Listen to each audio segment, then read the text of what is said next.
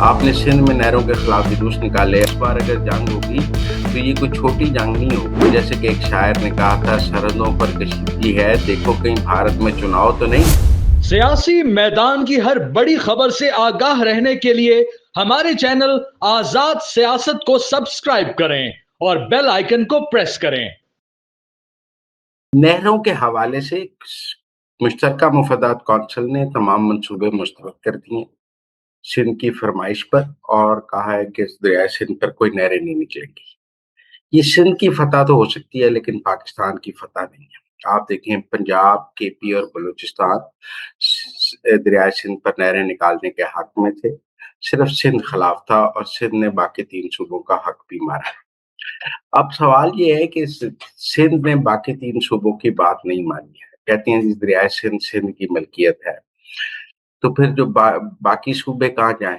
یہاں اگر مل کر فیصلے ہونے ہیں جمہوریت میں تو اکثریت سے فیصلے ہوں گے.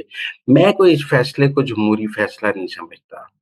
سندھ نے سڑکیں بند کر کے, ہڑتالیں کر کر پورے پاکستان کو یرغمال بنایا, اور پاکستان کو یرغمال بنا کر انہوں نے اپنی مرضی کا فیصلہ حاصل کیا ہے. اسی قسم کی صورتحال کا پاکستان کالا باغ ڈیم کے وقت بھی شکار ہوا, نہروں پر بھی شکار ہوا. پانی کے منصوبے صوبائیت کے تابع نہیں ہونے چاہیے.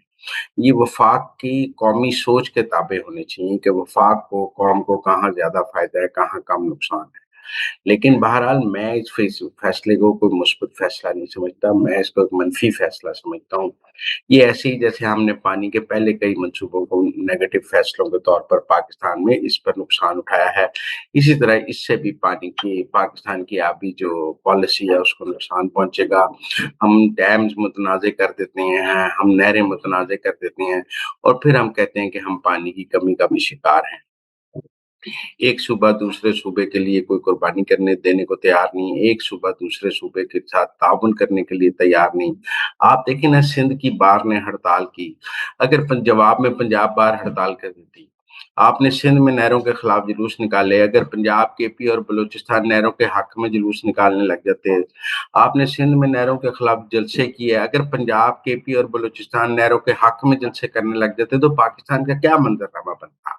لیکن اس وقت چونکہ بھارت سے کشیدگی ہے, پاکستان کے اندر اتفاق چاہیے, اتحاد چاہیے, لہذا وسیع تر قومی مفاد میں ان نہروں کو تینوں صوبوں نے قربان کیا ہے.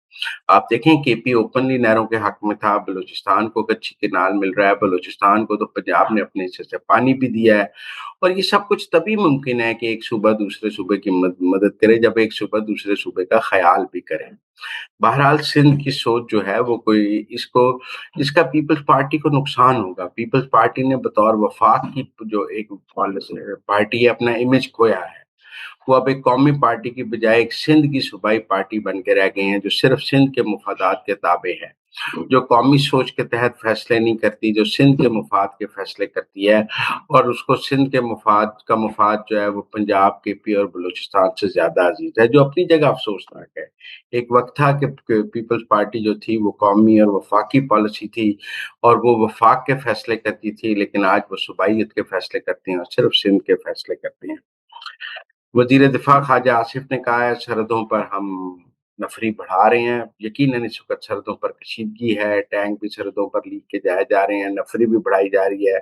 بھارت نے جنگ کا ماحول بنایا ہوا ہے. آج میں دیکھ رہا تھا, فواد چوہدری صاحب بھی کہہ رہے تھے کہ جنگ ہو سکتی ہے. بہت سارے تجزیہ نگاروں کا خیال ہے کہ اگر مودی نے جنگ نہ کی تو مودی کو کافی نقصان ہوگا, لیکن جنگ سے بھی مودی کو نقصان ہوگا, کوئی فائدہ نہیں ہوگا. اس بار اگر جنگ ہوگی تو یہ کوئی چھوٹی جنگ نہیں ہوگی, بڑی جنگ ہوگی, اور اس کی قیمت بھارت اور پاکستان دونوں نے ادا کرنی ہے. اب جو جنگ ہوگی وہ میزائلوں کی جنگ ہوگی, اب جو جنگ ہوگی وہ بڑے وار ہیڈز کی جنگ ہوگی. اب کوئی کنونشنل وار نہیں ہوگی پاکستان اور بھارت کے درمیان. لہذا میرے خیال میں بھارت کو بہت سوچ سمجھ کر قدم اٹھانا پڑے گا, کیونکہ عاصم منیر جو ہیں وہ ایک کا جواب دو سے دیں گے. بھارت ایک میزائل چلائے گا, ہم 2 چلائیں گے, وہ 2 چلائیں گے تو ہم 4 چلائیں گے. یہ 1:2 کی بات ہے. جیسے ہی انہوں نے جو بھی فیصلے کیے, ہم نے اس سے 2 گنا فیصلے کیے, اس کو ڈبل جو ہے ریسیپروکیٹ کیا, تو یہ पॉलिसी समझनी चाहिए। खित्ता इस वक़्त शदीद कशीदगी का शिकार है, खित्ते के अमन को खतरा है, भारत की जरहियत से आलमी अमन को खतरा है, लेकिन इंटरनेशनली भारत को कोई रिस्पॉन्स नहीं मिल रहा है। लेकिन हम उम्मीद कर सकते हैं कि भारत को अक्ल आएगी, लेकिन पाकिस्तान की फ़ौजें तैयार हैं।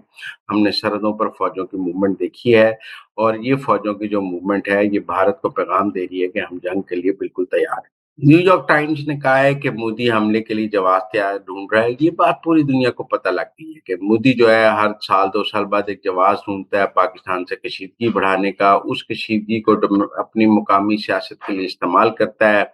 वो जैसे कि एक शायर ने कहा था, सरहदों पर कशीदगी है, देखो कहीं भारत में चुनाव तो नहीं। तो ये जब भी भारत में कोई चुनाव आता है या जब भी भारत को इलेक्शन दरपेश होते हैं मोदी को, मोदी जो है वो फौरी तौर पर पाकिस्तान के साथ कशीदगी करता है। इलेक्शन जो है वो लाइन ऑफ कंट्रोल पर कशीदगी के तहत लड़ा जाता है और ये सब जो है ठीक नहीं है।